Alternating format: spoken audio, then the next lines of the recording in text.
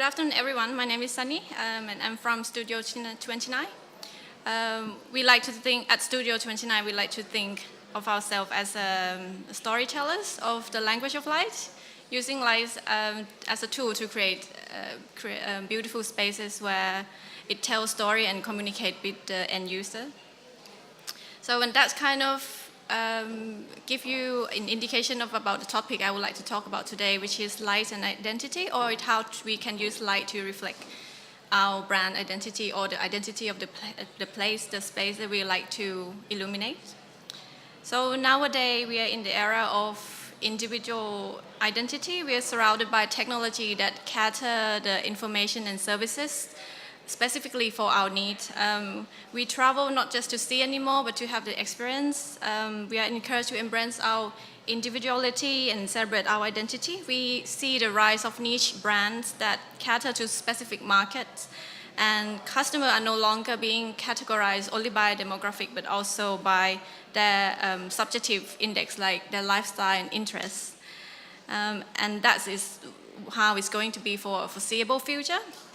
So how can we create a lighting design that respond to this, and how can we keep them relevant into their worlds where a unique identity are highly rewarded? So let's first have a look at what exactly is identity. The Cambridge Dictionary defines identity as a person, who a person is, or the quality of a person or a group that make them different from others. And for the business world, is the reputation or characters of a person or an organization that make the public think about them in a particular way. So basically, as an individual or a customer, we can identify ourselves according to our preference, belief, and culture. And for business, they also have their own way of doing things, and that is kind of how they refer to as their brand identity. And by expressing their identity, they're projecting a certain brand images that they try to match with ours or try to appeal to their customer group. And so, but what influences us to relate the brand images with our own identity? So I would like to propose 3 factors, which is symbol of identity, previous experiences, and imagination. Symbol of identity is actually similar to Katie's talk.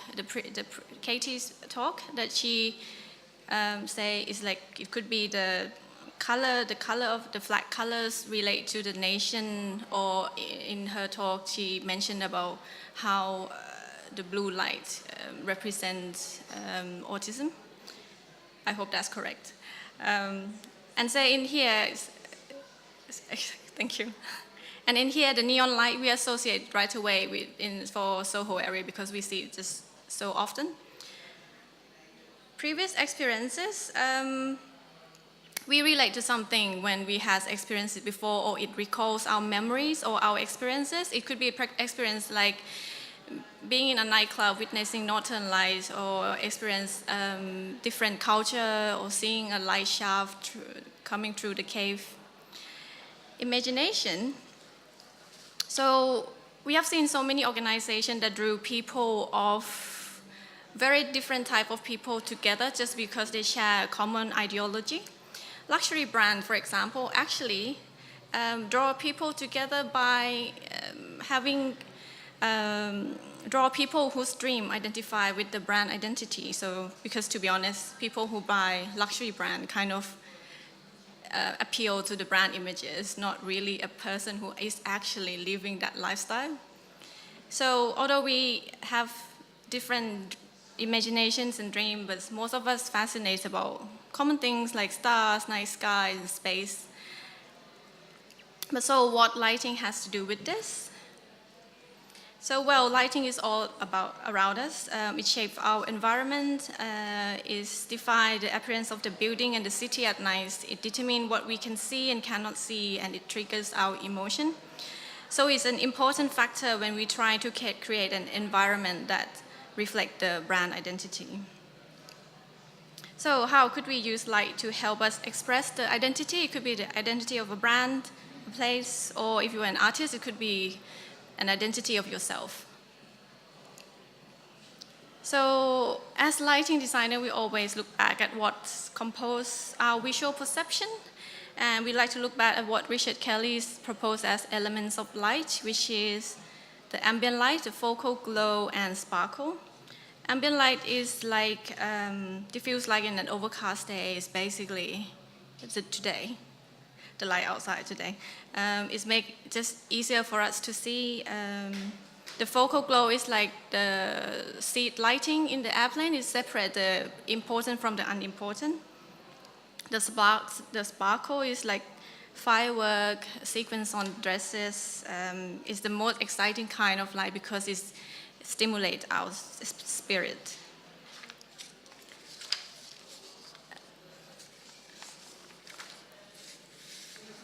And in addition to these elements, Kelly also specify quality of light, which including spectral color, direction, and motion. And these qualities can be considered origins of colors, dynamic, and interactivity, which now play huge roles in our design nowadays.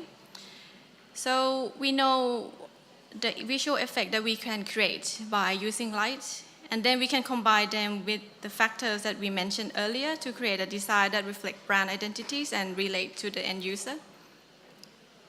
Now I would like to show you a few projects that is kind of example of how light can be used to reflect the identity of the space, and also kind of a trend in lighting installation, which when people see it in events, it tend to be adopted in more permanent projects. So easiest way to make people feel related to our design is just basically put them in there. So these two installation, the top one is from Amsterdam Light Festival. It's quite popular when I was there. Visitors are quite excited to see themselves projected onto the wall, me and my friend included. And the bottom one is they basically take video of you and then put you in the jar. I mean, the concept behind this installation is very thoughtful and in their own way. But I mean, this technique is kind of the way we see more and more, and it become very popular because people kind of excited and feel they are part of the installation. Oops. And we talk about the symbol of identity before, and say the neon lights always related to the playful and creative nature. So God's Own Junkyard is founded by Chris Brazy, which is the artist who designed many of the Soho neon lights. It's not in Soho anymore, but once you're there, I'm sure you will feel the vibe of as if you are in Soho and all the playfulness there. And for the lights of Soho, the bar lights of Soho, the neon light kind of a compulsory decorative feature that you have to have there. On the right-hand side is in Barbican. It's in an office building in Barbican. So by having this artwork in the building, is kind of make appeals to the young office workers who work in that area. And on the lower left is the shopping mall in Paris. This shopping mall is actually located in a historical building. But by adding the installation like this, the building shows the trendier side of their identity, which would be beneficial for their business because shopping mall and they have like selling fashion brand and stuff. And we have mentioned about this before. To emphasize the national identity, the buildings and structure, the landmark can be lit up in colors of the flag. And say people who have visited Japan would notice the Japanese lantern, how the light get diffused by going through the paper wall, and the diffused lighting, which is so common, it can be referred to as like Japanese style lighting. This is a Japanese exhibition at National Museum in Cardiff, and the visitor there will be person who interested in Japanese culture or have been to Japan. And The diffuse light here reflects that identity by trying to replicate the effect of light through the Japanese paper wall. And also the same as the department store here. It would appeal to a local who is a Japanese person who they would go there to buy a Japanese product, not like foreign brand, but also to foreigners who visit the cities. This would be a destination that regarded as a local destination, not just another shopping mall. And this is a Tokyo Skytree. It's the tallest structure in Japan and the second tallest in the world after Burj Khalifa. It's an icon in the city of Tokyo for foreign visitors and also for the locals. So the way is it lit by serious lighting? So they try to reflect the identity of like Japanese by using the Japanese art of light and shadow, and the effect is very similar to the Japanese lantern. And here let's see how we can use light to kind of represent the identity of a brand. For Apple, the brand is about being trendy but not geeky, being minimal but look effortless. So how the lighting reflect that identity is by being very clean, very uniform. We don't need any drama here. It's all about ambient lighting, no focal glow, no sparkle. The interior is light and simple, and the light interior reminds us of being in nature, outside in daylight. And also the brand is not only for products, but it can be for a place or the street as well. So when we think about Regent Street, in addition to be one of the most important and historical street in London, it's also a destination in itself. The architecture and the structure along the street also reflect this image of being very British, being very luxury and grand. Visitors around the world visit Regent Street and they can find shops like the British heritage brands like Cordings, Penhaligons or Burberry's. Other retail brands would also want to have their flagship store here as well to join this image. And so it was a privilege for us, Studio 29, to be able to create a master plan lighting scheme and commissioning a facade lighting for Regent Street for more than a decade now. So our strategy is to create a visual environment that corresponds with the brand, the way each architectural detail are highlighted, also emphasize the sense of luxury where even a tiny detail is paid attention to. And the attention to detail is a kind of define the way we work on this project as well, because we spend a lot of time not just to design the scheme, but also into the installation detail and the fixing detail. We know how much we spend time on it. And I think it's safe to say for us that the scheme is quite successful, and we were asked by other estates to create a similar scheme in other areas in London, and also nowadays we've seen similar scheme pops up here and there in London with similar brand images as well.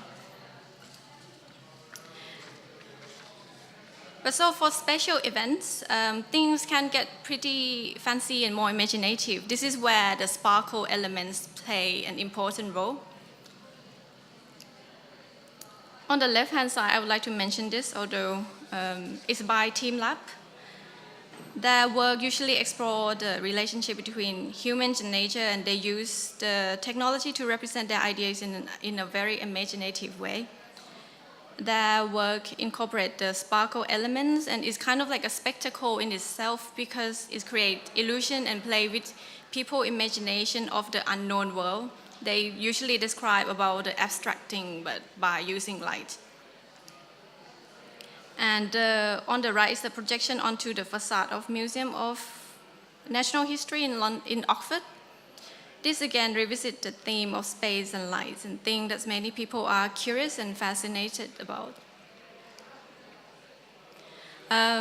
These three installations also again talk about, try to explore our imagination.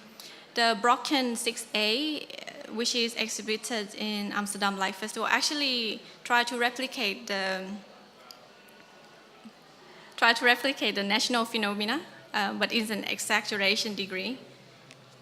The one at the bottom left is try to represent a wormhole, which is kind of symbolize the journey to the unknown. And on the right-hand side is All the Internal Love I Have for Pumpkins by Yayoi Kusama, which is very famous now. And I think this kind of psychedelic installation that play with our perception is becoming more and more popular nowadays, because people now seeking experience being immersed in the art installation, so they feel part of the installation. Their experience is part of the installation as well. And this one just show how technology allows us to create amazing things with lighting. This one on your wavelength is incorporated an EEG headset to detect brain activity. So, and as the more you focus, the brighter the light appear and more serene it's become. So the installation become very popular for Canary Wharf Winter Lights Festival. It's basically make the intangible tangible and turn our imagination into reality, something that we can see. I think that installation did really well in terms of relate to the audience, and the audience feel that it's a representation of themselves in some way. And so for the way we design lighting scheme, at Studio 29, we try to think about the brand images of the space as well.